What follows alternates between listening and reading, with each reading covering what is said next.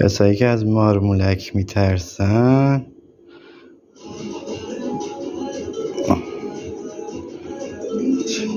نمیدونی چه خوشگله. آخه این چیش ترس داره؟ خداش ببین ترس داری؟ مارمولک به این کوچیکی خوشگلی چی دستای خوب خوشگلی داره. این چه قشنگه. این تو خونه ها واسه خانم ها حکم دایناسور رو داره.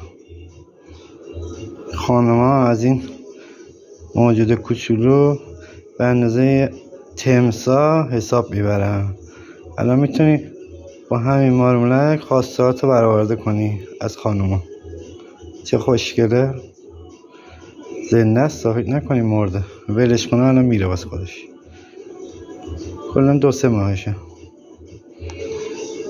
ببین این چه خوشگله.